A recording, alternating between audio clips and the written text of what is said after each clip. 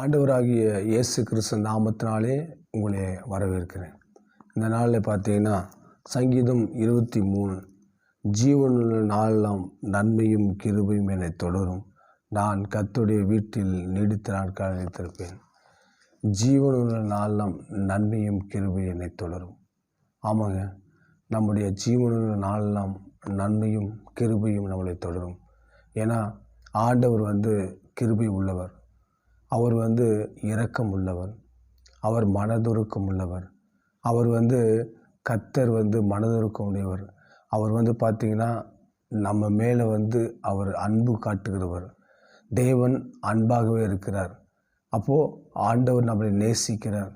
நம்மளுக்கு நன்மை செய்யும்படி ஆண்டவர் இந்த பூமிக்கு வந்தார். ஏன்னா அந்த பூமியில் பார்த்திங்கன்னா உலகத்தில் எவ்வளோ உபத்திரங்கள் இருக்குது, எவ்வளோ போராட்டங்கள் இருக்குது. ஜனங்கள் பார்த்திங்கன்னா பண தேவைகளுக்காக, வியாதி குணமாவதுக்காக இன்னும் எத்தனைகள் கஷ்டங்களை பாடுகளை அனுபவித்து கொண்டிருக்கிறார்கள். ஆனால் ஆண்டவராக இயேசு கிறிஸ்து இதையெல்லாம் நம்மை தந்து நம்மளை சமாதானத்தோடும் சந்தோஷத்தோடும் வழிநடத்தக்கூடிய ஒரு கிருபையை தருபடியாக இந்த பூமிக்கு வந்தார். பாவத்தினாலே சாபத்தினாலே இருக்கிற ஜனங்களுக்கு ஆண்டவர் ஒரு வெளிச்சத்தையும் ஒரு சந்தோஷத்தையும் கொடுக்கும்படியாக வந்தார். ஏன்னா அந்த உலகத்தில் இருள் இருக்கிறது. அப்போது இருளை பிரகாசிக்கிற ஒளி, மெய்யான ஒளி, அதுதான் ஆண்டவராக இயேசு கிறிஸ்து. அவர் உலகத்துக்கு வெளிச்சமாக இருக்கிறார். அந்த வெளிச்சம் நம்முடைய வாழ்க்கையில் வரும்போதும் நம்முடைய வாழ்க்கையில் இருக்கிற இருள் நீங்கி வெளிச்சம் உதிக்கும். ஏன்னா இருள் பார்த்திங்கன்னா அது நம்மளை எதையுமே பார்க்க முடியாமல், நம்ம வாழ்க்கையில் முன்னேற்றங்கள் இல்லாமல், பல காரியங்களுக்காக நம்ம உயர முடியாமல், யாரும் நம்மளுக்கு உதவி செய்யக்கூட நிலைமையிலே நம்ம இருப்போம்.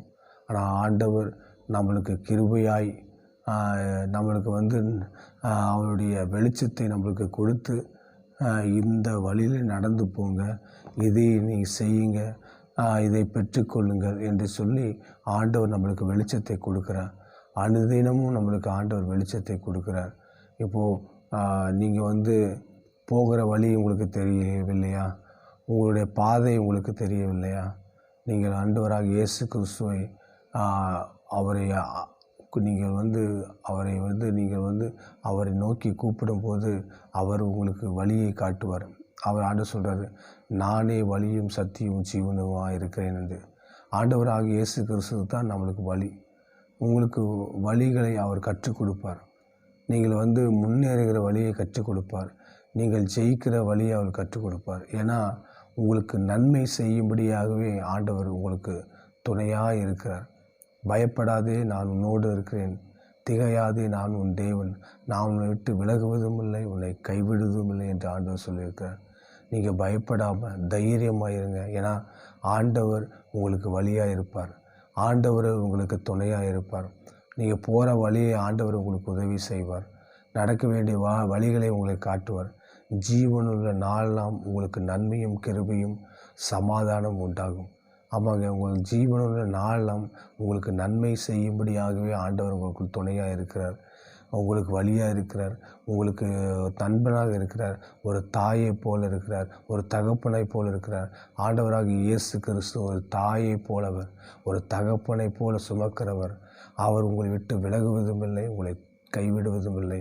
ஆண்டவராக இயேசு கிறிஸ்து உங்களை நேசிக்கிறார். ஆண்டவராக இயேசு கிறிஸ்து உங்களை நேசிக்கிறார். ஆண்டவராக இயேசு கிறிஸ்து உங்களை நேசிக்கிற அந்த அன்பு உங்களை விடுதலையாக்கும்.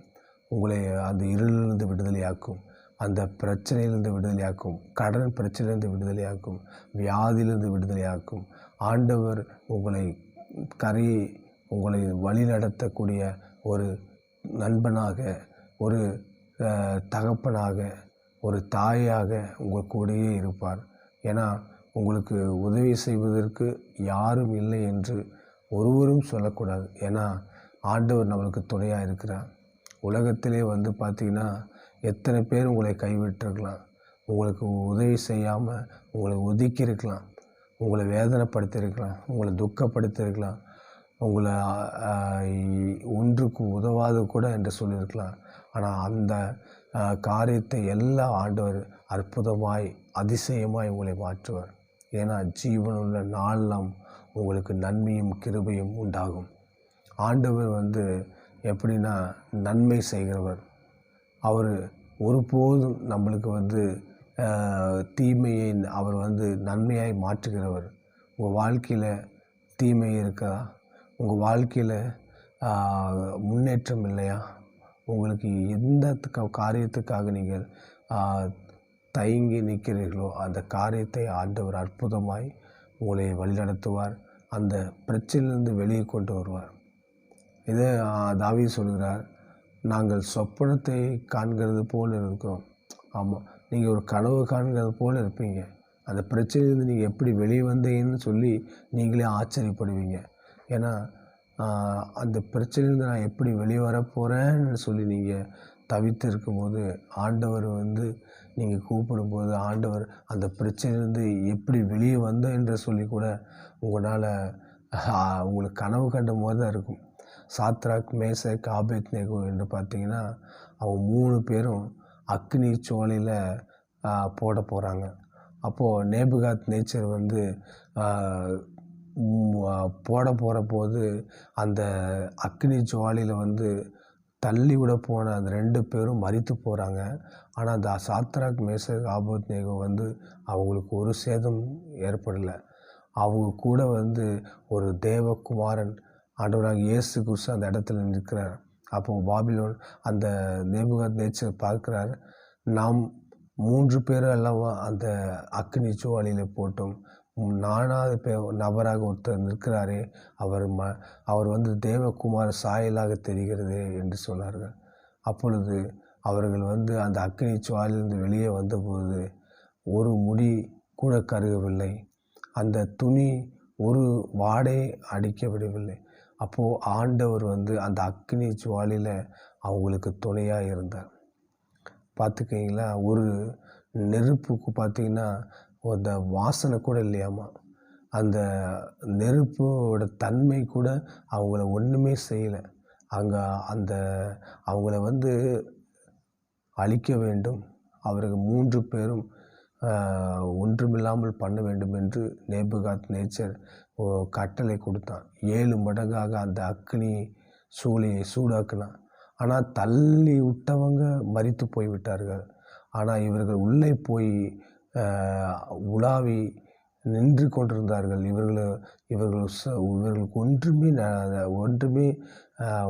ஒன்றுமே நடக்கலை. ஒரு முடி கூட கருகலை, ஒரு துணி கூட வேகலை. அப்படியே போனவங்க அப்படியே வந்துட்டாங்க. அப்போது பார்த்துக்கங்க, எவ்வளோ பெரிய 7 மடங்கான அந்த உஷ்ணத்தில் கூட அவங்க முடி கருகவில்லை. போயிட்டு எப்படி வந்தாங்களோ அப்படியே வந்துட்டாங்க. அங்கே இருக்கிற பாபிலோன் அந்த நேபுகாத் நேச்சர் அவங்க கூட இருக்கிறவங்களே, தேவனே, நீங்கள் ஆராதிக்கிற தேவனே உண்மையான தேவன், அவர்கள் எல்லோரும் நீங்கள் ஆராதிக்க கடவுள், அவர்தான் தெய்வம் என்று சொல்லி அங்கே இருக்கிற எல்லாருமே பணிந்து கொண்டார்கள், ஆண்டவரை மகிமைப்படுத்தினார்கள். அப்போது அந்த சாத்ராக், மேசக், ஆபேத்நேகோ பாருங்கள், அவங்க வாழ்க்கையில் அவங்களை முடித்து விடலாம், அவர்களை கொன்று விடலாம் என்று நினைக்க போது அந்த பிரச்சனையே அவர்களுக்கு ஒன்றுமில்லாமல் போய்விட்டது. அப்படியே வெளியே வந்துட்டாங்க. அவங்க சுற்றி இருக்கிறவங்கெல்லாம் ஆச்சரியப்படுறாங்க. இவர்கள் உள்ளே போய் வெளியே வரமாட்டார்கள் என்று நினைத்தார். ஆனால் இவர் உள்ளே எப்படி போனாங்களோ அப்படியே திரும்பி வந்தார்கள். ஜனங்கள் ஆச்சரியப்பட்டார்கள். பாபிலோன் அந்த நேபுகாத் நேச்சர் அப்படியே தலை குனிந்து, ஐயோ, இந்த தெய்வம்தான் உண்மையான தெய்வம் என்று சொல்லி தேவனை மகிமைப்படுத்தினார்கள். அவர் அவர் அந்த சாத்ராக், மேசக், ஆபேத்நேகோவை அந்த தேசத்திலே ஒரு உயர் பதவியில் அவர்கள் வைத்தார். பார்த்தீங்களா? அந்த காலத்தில் நேபுகாத் நேச்சர் சாத்ராக், மேசக், ஆபேத்நேகோ தேவ பிள்ளைகள், அவர்களை அழிக்கும்படி, அவர்களை கொல்லும்படியான பல திட்டங்களை போட்டாலும், அக்கினியை எரிகிற நெருப்பிலே போட்டாலும் அவர்களை கர்த்தர் காப்பாற்றினார். அதே போல் உங்களுக்கு இருக்கிற எல்லா பிரச்சனையிலிருந்தும் ஆண்டவர் உங்களை காப்பாற்றுவார். ஏன்னா உங்களை உபத்திரவமோ பாடுகளோ ஒன்றும் செய்யாது. நீங்கள் எந்த காரியத்துக்கு உபத்திரப்பட்டு நின்று கொண்டிருக்கிறீர்களோ அந்த இடத்துல ஆண்டவர் அற்புதமாய் எப்படி நீங்கள் அந்த உபத்திரத்தை கடந்து வந்தீர்கள் என்று ஆச்சரியப்படத்தக்கதாக ஆண்டவர் அற்புதத்தை செய்வார். ஏன்னா நம்முடைய ஆண்டவர் அவர் நினைப்பதற்கும் வேண்டுவதற்கும் எண்ணுவதற்கும் மேலாக அற்புதம் செய்கிறவர். அவரை ஆச்சரியப்படத்தக்க அளவுக்கு அவர் ஆராய முடியாத பெரிய காரியங்களை அவர் செய்வார். உங்கள் வாழ்க்கையில் பெரிய காரியத்தை ஆண்டவர் செய்வார். ஜீவனுள்ள நாளெல்லாம், நீங்கள் உயிருள்ள நாளெல்லாம் ஆண்டவர் உங்களுக்கு நன்மையும் கிருபையும் உங்களுக்கு தொடரும். பயப்படாதீங்க. ஏன்னா உங்களுக்கு ஆண்டவர் நன்மையே தேடி தருவார். உங்களுக்கு கிருபை சூழ்ந்து கொண்டு வரும். இப்போது துன்மார்க்கோ சடிதில் அழிவு உண்டாகும், ஆனால் நீதிமானுக்கோ கிருபை சூழ்ந்து கொள்ளும்.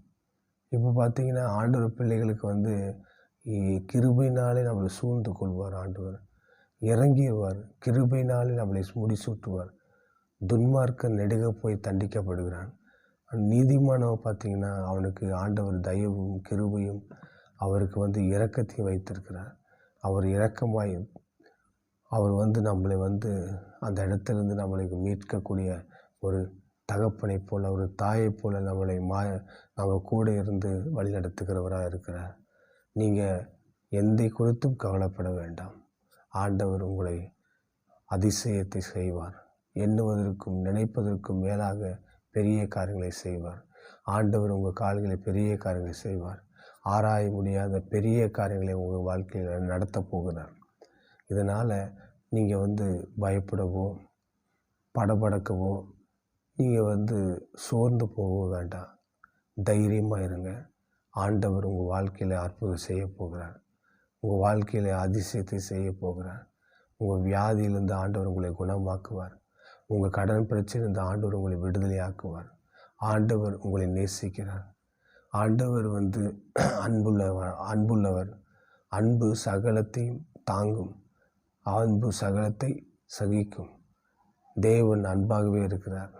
ஆண்டவர் அன்பு ஒரு தாயை போல. தாயுடைய அன்பு உங்களுக்கு தெரியுமான்னு நினைக்கிறேன். மார்போடு அணைத்து கொள்வார். மார்போடு உங்களை அணைத்து கொள்வார். உங்கள் கண்ணீரை துடைப்பார். உங்களை ஆறுதல் படுத்துவார். உங்களுக்கு சமாதானத்தை கொடுப்பார். சந்தோஷத்தை கொடுப்பார். இழந்ததை திரும்பி தருவார். பயப்படாதீர்கள். இன்றைக்கு ஆண்டவர் உங்களை அற்புதம் செய்வார். பெரிய காரியங்களை செய்வார். வானத்தையும் பூமியை உண்டாக்கினவர் உங்களுக்காக இறங்குவார். உங்கள் பிரச்சனைக்காக யாரிடத்திலும் கையேந்து விட மாட்டார். உங்களுக்கு ஆண்டவர் துணையாக இருப்பார். உங்கள் ஜீவனுள்ள நாளெல்லாம் நன்மையும் கிருபையும் உங்களை தொடரும்.